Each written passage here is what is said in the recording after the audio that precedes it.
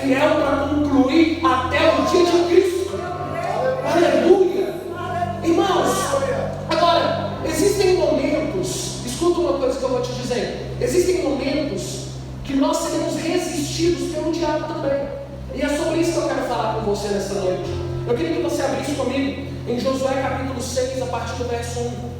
Existem momentos que Deus ele vai chamar você, Ele vai atrair você para que você possa experimentar a promessa dEle, para que você possa desfrutar de tudo aquilo que Ele tem para você, tudo aquilo que Ele tem para a sua história, para a sua casa, para a sua família, no seu trabalho. A promessa de Deus. Quantos aqui tem promessa de Deus? Aleluia! Deus tem uma promessa para você, talvez você não sabe, talvez você está aqui pela primeira vez. Deus tem uma promessa para você. Deus tem uma palavra de vitória para a sua vida. E eu creio que você vai ouvir ela em nome de Jesus. Agora, existem momentos em que o diabo ele vai tentar, porque ele só tenta, ele não consegue. Ele pode tentar tudo. Ele pode tentar, pode parecer que ele está ganhando, mas não tem jeito não. Ele é derrotado desde o princípio. Glória a Deus. Josué capítulo 6, versículo de número 1, a Bíblia nos diz que ora, Jericó estava rigorosamente fechada por causa dos filhos de Israel. Ninguém saía e nem entrava. Então disse o Senhor a Josué: olha, eu entreguei na tua mão Jericó, o seu rei e os seus valentes. Vós, pois, todos os homens de guerra, rodeareis a cidade, cercando-a uma vez. Assim fareis por 6 dias. 7 sacerdotes levarão 7 trombetas de chifre de carneiro adiante da arca, e no 7º dia rodeareis a cidade por 7 vezes. E os sacerdotes tocarão a trombeta. E será que, tocando-se longamente a trombeta do chifre de carneiro, ouvindo voz o sonido dela, todo o povo gritará com grande voz. O muro da cidade cairá abaixo, e o povo subirá nele, cada qual em frente de si.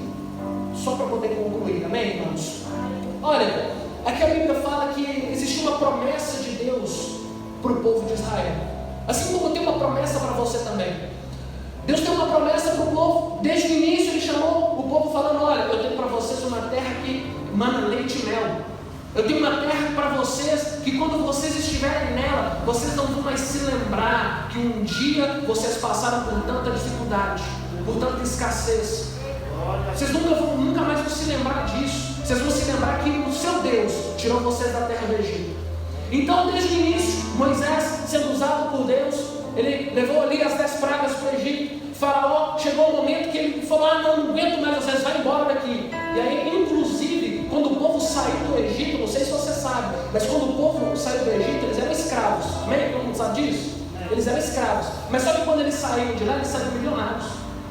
Mas sabe por que eles saíram milionários? Porque Deus confundiu eles de uma tal maneira que o povo do Egito começou a dar ofertas para eles, começou a dar ouro, começou a dar pingentes de prata para eles, para que eles pudessem ir embora.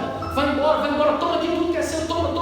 Não foi assalto não, pelo contrário, eles estavam dando oferta para o povo de Israel, porque o Senhor ele sabia que mais para frente, quando eles construíssem o templo, o tabernáculo de Moisés, seria necessário todas essas coisas. Então, imagine, preste atenção numa coisa: quando Deus te chama para algo, antes disso, Ele te dá toda a provisão.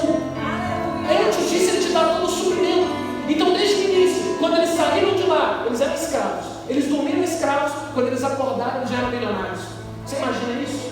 Você acha às vezes que é propaganda enganosa lá no Google, né? Você está pesquisando ali, aí parece que a coisa fica milionário. Pois é, isso aconteceu com o povo de Israel.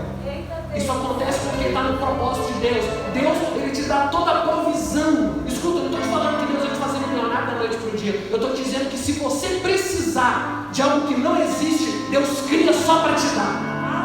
É isso que eu estou te falando. É desse Deus que eu estou falando. O povo saiu do deserto, foi caminhando para a terra prometida, só que teve um outro problema. Eles se depararam com o mar vermelho. E aí, no meio do mar, ali, naquela situação, Moisés começou a falar: Senhor, o mar aqui está na nossa frente, o que nós vamos fazer? E o Senhor falou com eles: preste atenção, você não precisa falar nada comigo, só fala com o mar. Só fala: olha, se abre, levanta o cajado, toca o cajado do mar, ele vai se abrir. E aí, o cajado, ele veio ali, o Senhor, ele de uma maneira poderosa, fez com que o mar vermelho se abrisse. E foi algo sobrenatural, algo extraordinário. E depois disso,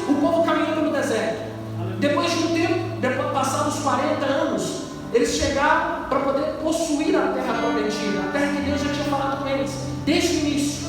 Foi 40 anos falando: vocês vão ter uma terra que emana leite e mel. Uma terra que emana leite e mel. Vocês terão uma terra onde vocês vão desfrutar.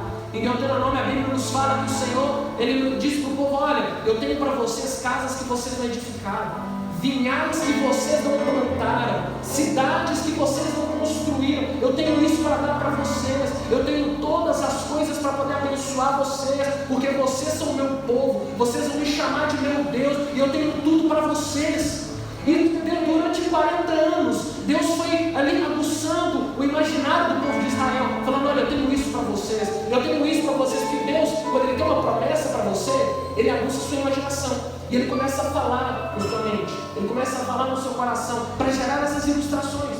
Você vai se lembrar, por exemplo, de Abraão. Quando Abraão, ele foi chamado por Deus, o Senhor falou com ele: olha para as estrelas do céu, vai ser assim a sua posteridade. Olha para a areia do mar, vai ser assim a sua posteridade.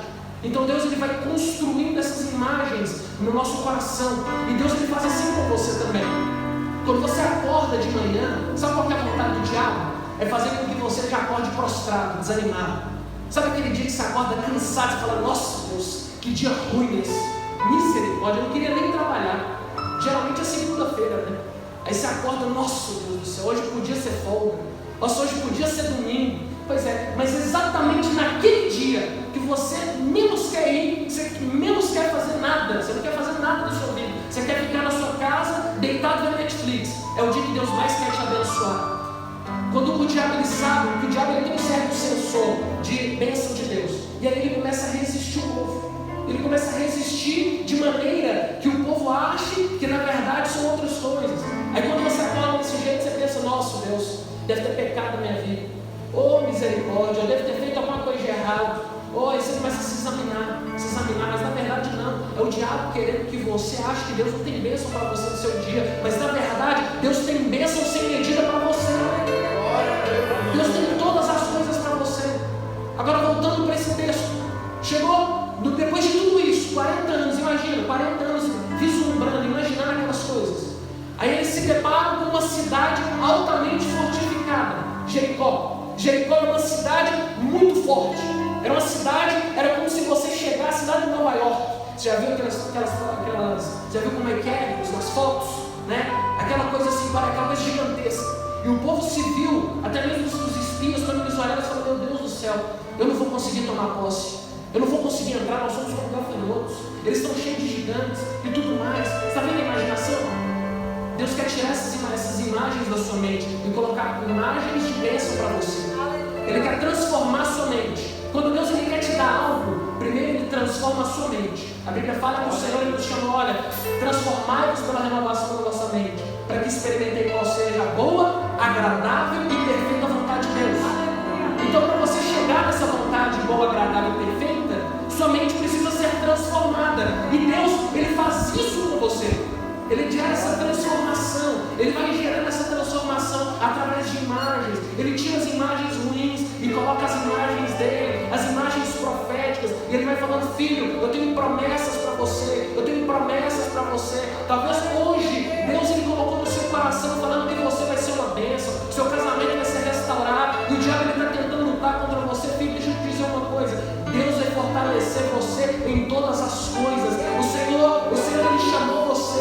Ele não chamou você para poder morrer na beira da praia. Ele chamou você para poder te dar tudo aquilo que você precisa para cumprir o propósito. Ele sabe que você tem chamado. Ele sabe que você tem promessa. E Ele que prometeu. E aquele que prometeu é fiel para poder cumprir. Deus mesmo vai cumprir para você. Ele mesmo luta as suas batalhas. Se Deus te chamou para uma luta, escuta, Deus nunca te chamou para uma luta que você consegue guerrear.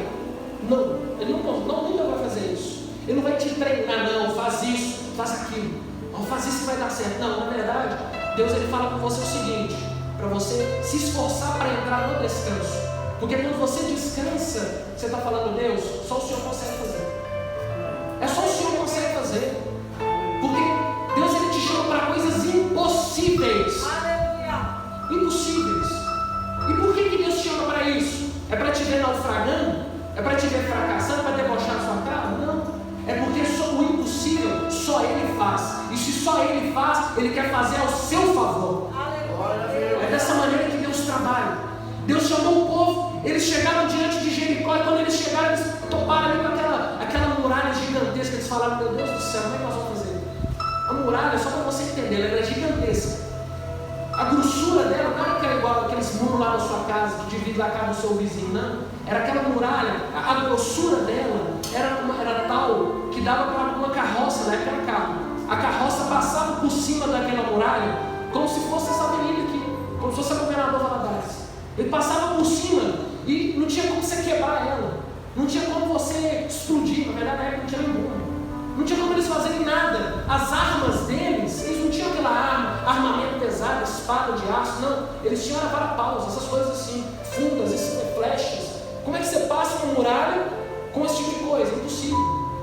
É porque o impossível só Deus faz. É verdade, Deus chamou você, mas talvez o diabo ele tentou trancafiar você e tentou colocar você de forma que você ache que está trancafiado, que a sua promessa está trancafiada ao redor ali de muralhas intransponíveis, de coisas que são impossíveis de você resolver. Talvez hoje você está se deparando com fortalezas gigantescas e que você não consegue resolver, que não importa o quanto você pague, você não resolve esse problema. Tem problema que dinheiro nenhum paga, nem dinheiro nenhum resolve. Tem problema que a sua força não consegue resolver. Tem tantos anos, quantos anos tem que você está tentando resolver esse problema na sua vida?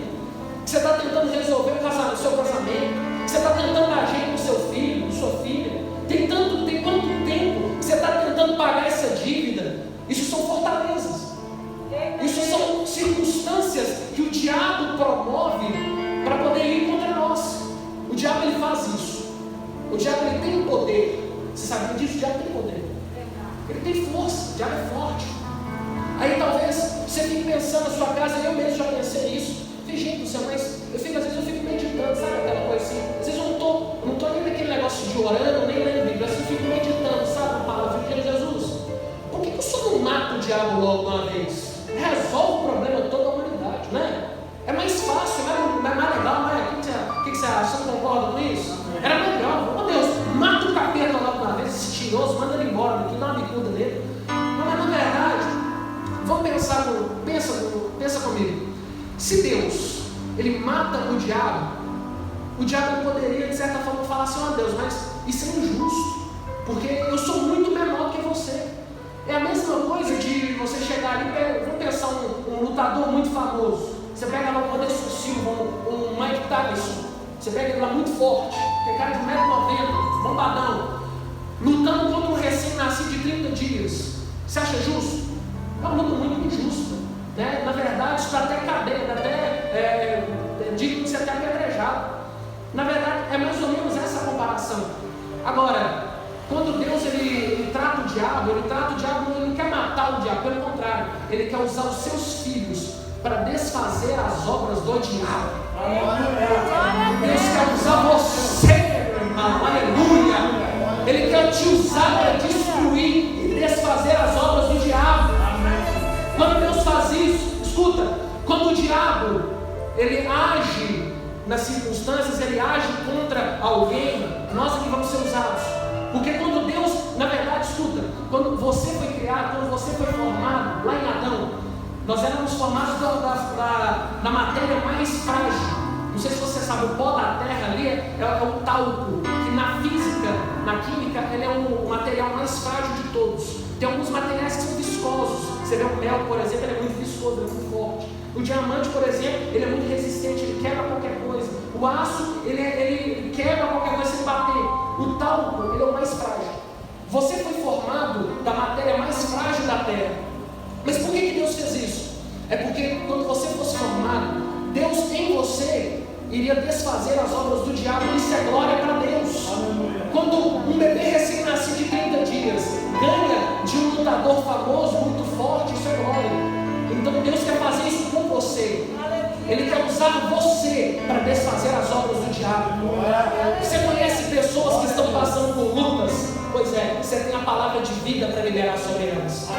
Você conhece pessoas que estão aprisionadas no pecado? Quando você liberar a palavra de vida eterna, essas pessoas elas vão ser libertas para a glória de Jesus. Glória a Deus. Vai ser você. Deus quer te usar. Deus ele quer usar você na sua casa, no seu casamento. Escuta, Deus ele vai usar você, não vai usar. Ele não quer estar pensando, eu vou usar outra pessoa, não. Ele vai usar você dentro da sua casa. E quando você começar a orar, você vai ver as circunstâncias mudando. Você vai ver ali os inimigos sendo desfeitos, as fortalezas sendo quebradas para a glória do Senhor. Porque a oração, muito vale a oração do justo. E você é justo em Cristo. A sua justiça é a justiça de Deus. Porque a Bíblia nos diz que aquele que não conheceu o pecado, Deus o fez pecado por nós, para que nele nós fôssemos feitos justiça de Deus. Então quando você ora, tem poder. Há muito vale a oração de um justo. Então a sua oração tem muito valor. A sua oração tem muito poder. Oh, aleluia. A palavra do Senhor aqui, ela nos diz que houve uma convicção na palavra de Deus quando Ele falou, olha, eu já dei a vocês essa terra de Jericó. Acompanhe comigo o raciocínio. Eu dei para vocês, mas só que eles estavam do lado de fora. A muralha está na frente, eles estavam do lado de fora. E Deus falou, não, eu já dei para vocês. E aí quando eles olham, peraí, essa muralha está grande demais, o que nós vamos fazer? Aí Deus ele chega e fala, não, peraí, agora deixa comigo que eu resolvo. Vocês vão fazer o seguinte, vocês vão rodear essa terra. E quando vocês rodearem essa terra durante 7 dias, 6 na verdade, no 7º, vocês vão rodear 7 vezes e a trombeta vai ser tocada. Quando a trombeta for tocada, vocês vão gritar. Esse grito, ele fala a respeito de você liberar a palavra profética. Eu vou falar disso um pouco mais para frente, mas eu quero já dizer para você, quando você libera a palavra, quando você grita, quando você libera as palavras de fé, as fortalezas elas são desfeitas, elas são destruídas. Você não é refém de coisa alguma. Não diga de si mesmo que você é vítima da situação, que você é vítima das circunstâncias da sua vida, que você é uma vítima da sociedade. Não, você na verdade foi chamado para ser mais do que vencedor por meio daquele que te chamou. Você foi chamado para isso. Igual esses dias eu estava conversando com o irmão e falando, nossa, mas minha vida está muito ruim. A minha vida está isso, está aquilo, eu estou passando por uma situação, eu não consigo emprego, eu não consigo isso, não consigo aquilo. Tem alguém desempregado aqui nessa noite? Levanta a mão. Tem alguém? Você está desempregado? Mais alguém? Aleluia, Deus vai dar bênção, né? Mas vai receber um emprego em nome de Jesus, ainda essa semana. Ainda essa semana que vem, em nome de Jesus, está acabando. Mas escuta, não é porque você está passando por uma crise financeira que você é vítima dela. Você é refém, você está aprisionado a ela, não. Na verdade, Deus está usando isso para a glória dele. Ele quer usar essa situação para te falar, filho, eu estou com você. Eu estou com você.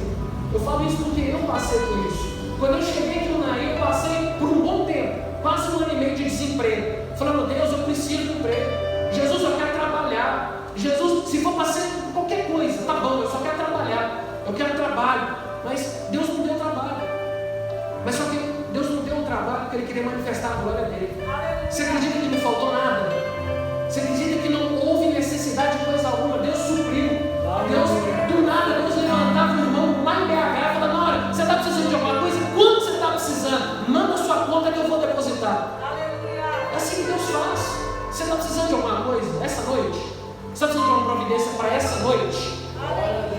Deus vai dar para você. Tem uma fortaleza diante de você. Deus vai destruir, vai abalar essas fortalezas para a glória do Senhor. Ele vai destruir, vai desfazer todas elas. Mas só que quando Deus faz isso, a Bíblia fala lá em 2 Coríntios 10, verso 4, que as armas da nossa milícia elas não são carnais. Então o problema não está na carne do homem. O problema, escuta o que eu vou te dizer. Eu falo nessa situação aqui. O problema não está na pessoa. Porque tem pessoa que vem para te desmotivar. Tem pessoa que vem para se opor na sua vida. O problema não está nela. Acompanhe o que eu vou te dizer. As armas da nossa milícia não são carnais, mas sim poderosas em Deus para destruir. Fala assim comigo, fortalezas. Fala assim comigo, anulando sofismas. Anulando sofismas.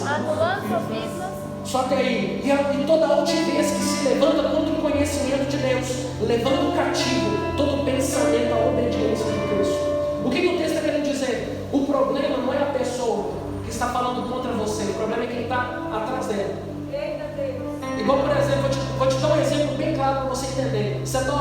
pessoa converter. Quem que está orando para alguém converter aqui? Já aconteceu você estar orando para a pessoa converter? Essa pessoa. E aí do nada você começa a discutir com ela. Do nada levanta uma situação, uma contenda. Você fala, meu Deus do céu, o capeta agindo. Misericórdia. Você não sabe o que está acontecendo. Parece bala perdida. Mas na verdade, isso é porque Deus ele tá movendo na vida da pessoa. Você está achando que a pessoa vai. Na hora você até pensa, mas é na nossa mente carnal, a gente pensa assim, nossa, eu não vou nem orar por ele mais não, que raiva que ele fez. Vou orar por ele mais não. Mas na verdade é porque Deus já está agindo nos bastidores para que aquela pessoa se converta. Então, não desanime, irmão. Não desanime quando as pessoas vierem contra você. Na verdade, veja ela como um alvo do amor de Deus através de você, através da sua vida. Continuando o texto, é que a Bíblia nos fala que o Senhor ele diz: olha, eu te entreguei na tua mão a terra de Jericó. Isso é uma promessa, Deus te prometeu isso. Isso é uma convicção.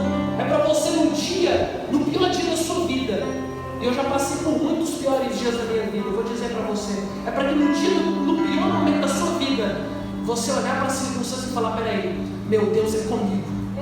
Meu Deus é comigo, meu Deus é fiel. Meu Deus, Ele não vai me abandonar. Meu Deus, Ele não vai me deixar na mão aqui nessa situação. Porque se Deus é por nós, quem será contra nós? Deus não te chamou para poder abandonar você no barco, abandonar você na tempestade. Deus te chamou para poder te abençoar. Deus chamou você para ir com você no meio da dificuldade, para passar pelas circunstâncias, por meio da tempestade. Mas Ele fala: filho, eu estou com você no barco. Você não precisa temer coisa nenhuma. Você não precisa temer. Segunda coisa que eu quero te dizer: o povo, ele não passou ali e começou a gritar de uma coisa, daquela forma desesperada à toa. Não. Na verdade, antes deles gritarem, no último dia, eles passaram durante 6 dias, eles ficaram ouvindo a trombeta sendo tocada. Agora, o que significa a trombeta tocando? Você já se perguntou o que significa? O que significa essa trombeta? Vamos pensar, a trombeta, só para você poder entender. Quem já tocou berrante? Na verdade, o chofar, isso aqui é o chofar. Essa trombeta aqui da Bíblia é como se fosse um berrante lá do judeu. É como se fosse mais ou menos isso. Só que quando essa trombeta é tocada, isso significa que alguém precisou morrer para o chofar ser tocado. Quando quando aquele chofar, aquela trombeta é tocada, um cordeiro precisou morrer para que ele fosse tocado. Agora, quem é o cordeiro imolado desde a fundação do mundo? É Jesus Cristo. Quando você toca o chofar, significa que você está anunciando a morte do cordeiro até que ele venha. Aleluia! Oh, glória a Deus! Anuncia, escuta, anuncia a morte do cordeiro até que ele venha. Foi isso que ele disse. Anuncia a morte dele. Por que você ceia? É para lembrar você todos os dias da sua vida que ele morreu para que você tenha vida. A morte, ela vai embora. Ele venceu a morte, ele venceu o inferno, ele venceu todas as coisas para que você reine em vida. A morte não precisa ir embora, ela precisa dar licença. Mas quando é que nós vamos ver essa morte sendo removida? É quando nós tocamos a trombeta. É quando nós anunciamos a morte do cordeiro. Durante aqueles dias, o chofar era tocado, o cordeiro, ele era anunciado, a morte do cordeiro era anunciada. E enquanto ele era tocado, o povo ficava em silêncio. O povo tinha que ficar calado. Não fala nada. Mas Josué falou para eles: olha, vocês vão fazer silêncio. Não fala nada. Mas por quê? É porque antes de falar, você precisa entender que alguém morreu para que você tenha vida. Para que em vez de anunciar a morte, você possa anunciar a vida daquele que te deu a vida. Agora não é você, mas quem vive. É Cristo que vive em você. O cordeiro que morreu para que o chofar fosse tocado, ele vive agora em você. E quando você anuncia as palavras de vida eterna, quando você anuncia as boas novas, você anuncia o cordeiro, você anuncia aquele que vive em você. E é isso que faz diferença. É essa morte que faz diferença. Na verdade, nós gostamos muito de comemorar o nascimento de Jesus. Mas a Bíblia, ela nos ensina a comemorar a morte de Jesus, a Páscoa. Porque na morte de Jesus nós recebemos a vida. Nós recebemos a vida eterna. Eu não tenho nada contra Natal, na verdade eu amo. Amo comer aquele espírito de Natal, comer na ceia. Inclusive nós fizemos ano passado, foi tremendo. Mas eu quero te dizer uma coisa. Lembre-se todos os dias da sua vida que alguém morreu para que você tenha vida. Você não precisa experimentar morte. Você não precisa passar pela dificuldade pensando na morte, pensando no sofrimento, pensando no quão ruim você é, porque talvez você está passando por uma situação que você mesmo causou. Talvez você mesmo ocasionou essa situação, mas na verdade, pensar no seu erro não gera vida em você, mas pensar no acerto de Jesus por você gera vida em você. É essa vida que você tem que anunciar. Essa vida. Quando você anuncia a vida dele, você recebe vida e quem te ouve recebe também. Então essa vida é que gera transformação. É essa vida que gera mudança. Agora, a Bíblia ela fala para que eles pudessem fazer isso durante 7 vezes. Quantas vezes? 7 vezes. Mas por que 7? É porque talvez a primeira vez que você falar da morte daquele que venceu, talvez não vai surtir efeito. Talvez parece que não mudou nada.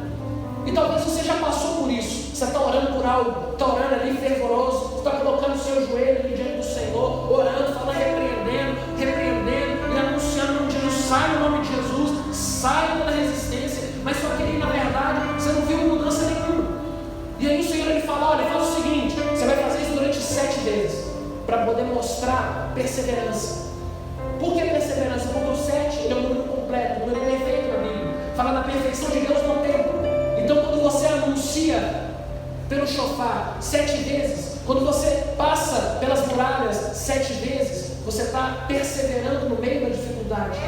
Então não pare de orar porque não viu mudança. Não pare de orar porque não viu resultado. Porque se você não viu resultado, é porque nos bastidores Deus está trabalhando ao seu favor. Deus está trabalhando por você. Ele está trabalhando para você até quando você dorme. A Bíblia fala que Deus ele trabalha enquanto você dorme. Então, varão, descansa na sombra do Onipotente. Descansa na sombra dele.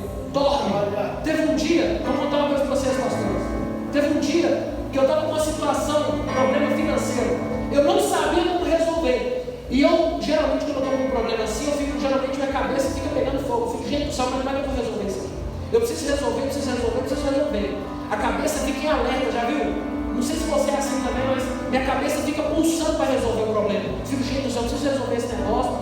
E aí, minha esposa, muito sábia, me auxiliadora de dor, não é por causa disso. Ela falou comigo, amor, faz o seguinte, vem cá, vamos dormir.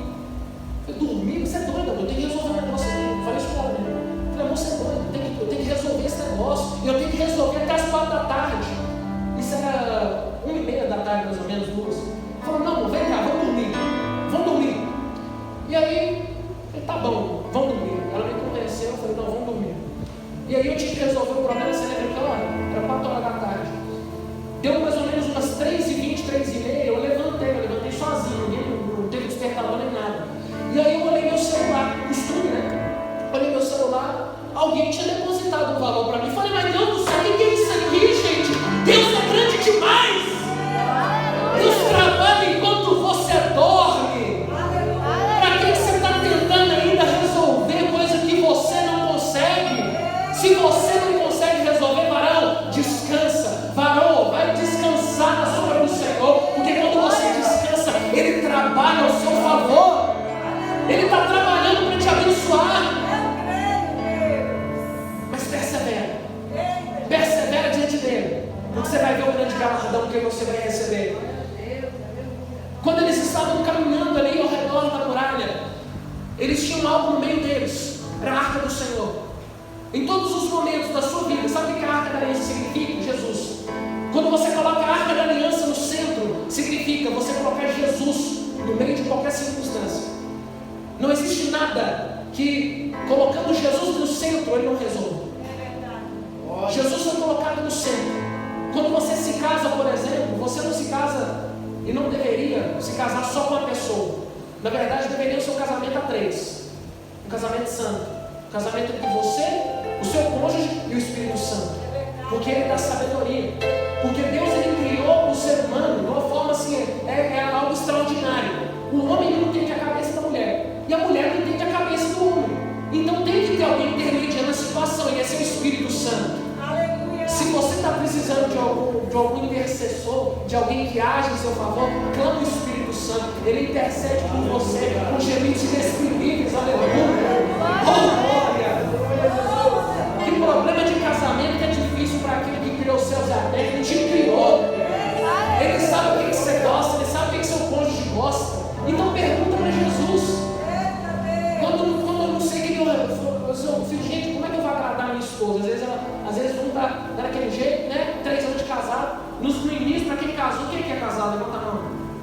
Você que é casado, você sabe, o início geralmente é mais complicado. Geralmente você ora mais, né? Porque é mais difícil. Aí eu falei, gente, sabe o que eu vou fazer? Eu comecei a orar o Espírito Santo. Eu falei, Senhor, eu preciso agradar essa dona. Eu preciso agradar ela porque eu não sei o que eu faço, né? Porque eu não entendo a cabeça dela. Então o Espírito Santo, ele age ao seu favor até dentro da sua casa, dentro do seu casamento. Ele age ao seu favor na criação dos seus filhos. Talvez você não sabe como você vai criar seu filho. Pede o Espírito Santo. Ele tem milhões de filhos. Ele sabe te ensinar também. Pergunta para ele. Ele vai saber te instruir. Quando você coloca a arca do Senhor no centro, Jesus no centro, resolve todas as coisas. Ele resolve o nosso favor. Agora, ouça a trombeta antes de você gritar. Antes de falar qualquer coisa, anuncie a morte. Anuncie a morte de Jesus. Antes de mais nada, anuncia. Mas ouça primeiro. Porque esse tipo de palavra, quando você, por exemplo, você está aqui nessa noite, você está recebendo palavra de fé. Amém? Quem tem? Fé. Quando você ouve a palavra da pregação, você se enche de fé.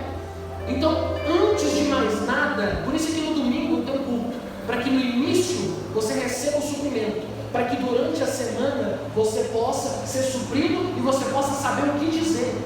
É a mesma coisa, igual tem um pastor nos Estados Unidos, ele é muito sábio. Ele fala que quando você está no culto é como se fosse aquela concentração do jogador de futebol. Você já viu? Tem aquela concentração sempre antes do jogo. E aí naquela concentração o técnico, ele passa as instruções, ele fala, olha, você vai fazer isso, você vai fazer aquilo, você vai fazer aquilo outro. Na verdade aqui você está numa grande concentração, o jogo é lá fora, e o jogo é ganhar e desfazer as obras do diabo. Aqui é uma grande concentração, você está sendo instruído. Mas além disso, é porque Romanos 10,17 diz que a fé vem pelo ouvir. A fé vem pelo onde? Ouvir. Agora ouvir o quê? A palavra de Deus.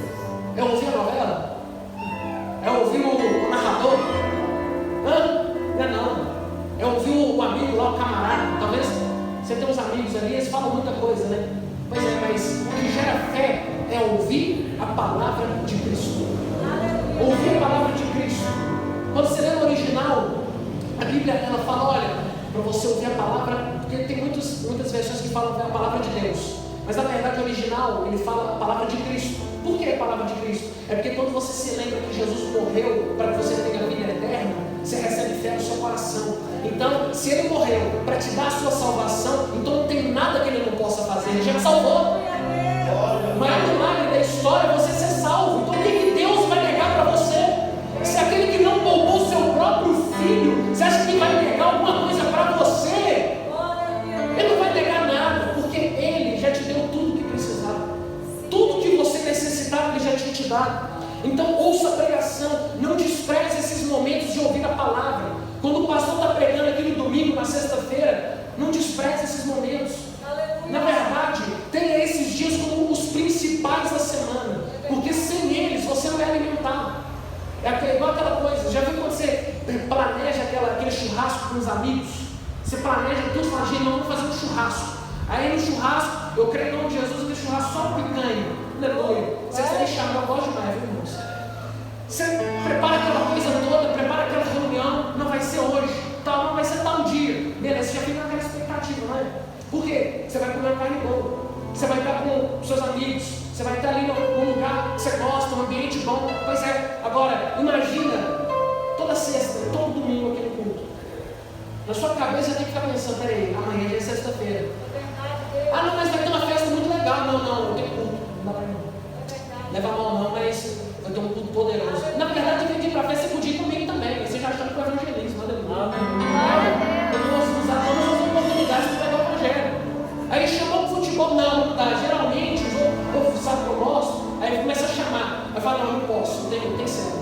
eu tenho culto, não posso ir. De jeito nenhum, não perco por nada. Essas oportunidades de receber a palavra, elas são imprescindíveis. Imprescindíveis. Coloque isso no seu coração. Ouvir a palavra de Deus é melhor do que qualquer coisa nessa vida. É melhor do que estar com qualquer pessoa. É melhor do que estar com um parente que tem anos que você não vê, viajou quilômetros de distância para poder te ver. Pois é muito melhor estar na casa do Senhor. É muito melhor ouvir a palavra de vida eterna do Senhor, porque essa palavra, ela gera vida em você. Essa palavra gera vida, ela gera renovo no seu coração, ela gera mudança. A palavra da pregação, ela dá tudo para você, tudo que você precisa. A Bíblia, ela fala lá em Gálatas capítulo 3, verso 2, que nós recebemos o Espírito pela pregação. Nós recebemos o Espírito Santo dentro de nós pela palavra.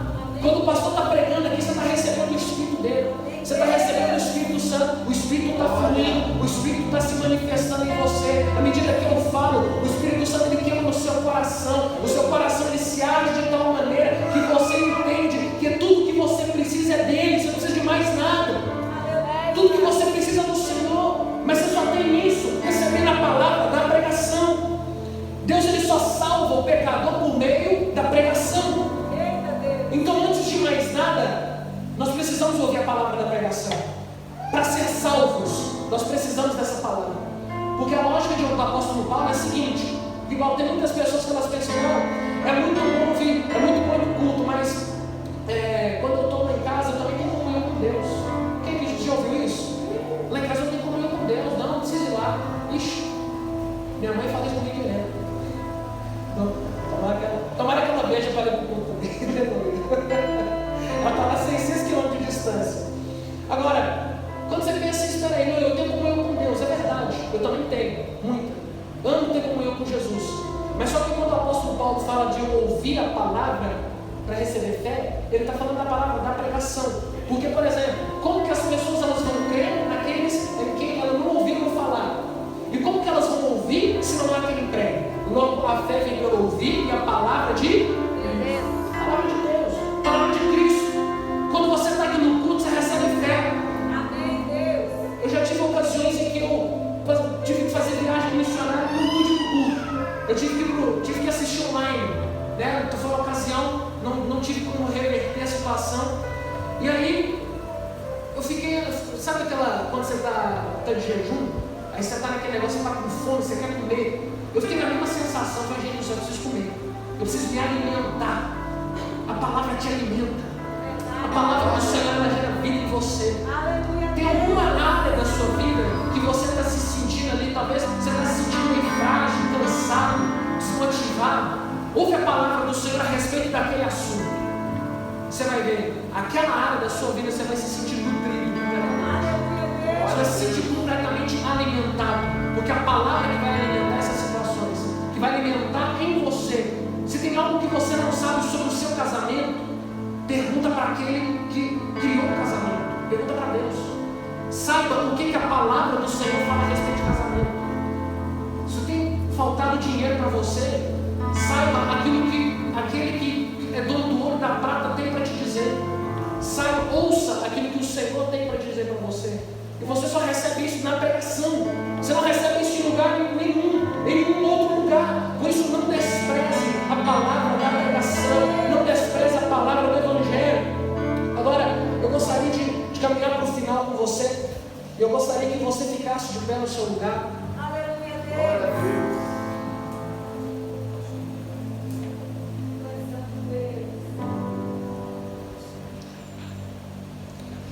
Em Josué 6, verso 16, a Bíblia diz: e sucedeu que na 7ª vez, quando os sacerdotes tocavam as trombetas, disse Josué ao povo: gritai, porque o Senhor vos entregou a cidade. Esse aqui foi um momento chave, foi o ápice da história, aonde Jericó ela seria abalada com todas as suas fortalezas. Aquela fortaleza intransponível, ela foi derrubada literalmente no grito. Literalmente. Tem batalhas que você só vai vencer no grito. Mas é no grito do Evangelho. É no grito da trombeta. É no grito daquele que te chamou. O Senhor chamou você para gritar, mas não é gritar com a pessoa. Não é gritar com Deus, na verdade. É para gritar à circunstância. Grita para a muralha. Quando o Senhor falou, olha, qualquer aquele, se você tiver uma fé tamanho do grão de mostarda, quando você disser, monte, ergue-te e lança-te no mar. Ele estava falando, olha, fala para a circunstância e ela vai ser removida de você. Fala para a circunstância e ela será desfeita diante de você. Sem que você precise se esforçar, forçar coisa alguma. Porque a única menção do Senhor falando para o povo se esforçar é se esforçar para entrar no descanso. Porque é difícil descansar quando o mundo está desmoronando ao seu redor. É difícil descansar quando você vê as circunstâncias ao seu redor te espremendo, te dificultando. É difícil descansar. Então o Senhor fala, olha, se esforça para descansar. Porque quando você descansa, eu trabalho ao seu favor. O impossível é uma oportunidade de Deus agir na sua vida. O impossível é uma oportunidade de Deus manifestar a glória dele na sua vida. Você tem orado por glória de Deus na sua vida? Coisas impossíveis vão aparecer diante de você, mas é para que a glória dele se manifeste na sua vida.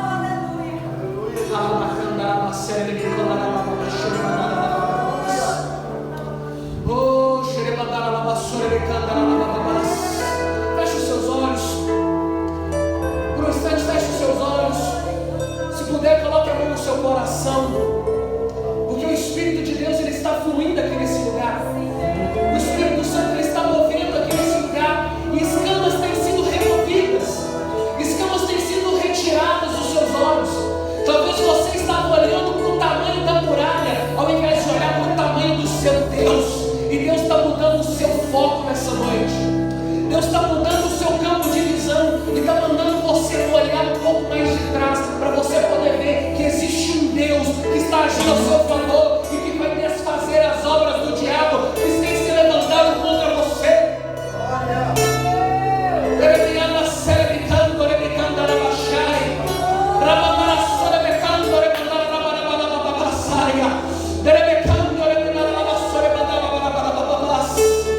O Espírito Santo de Deus, ele está colocando diante de você agora, ele olhando, mostrando para você cada uma dessas muralhas que você tem visto.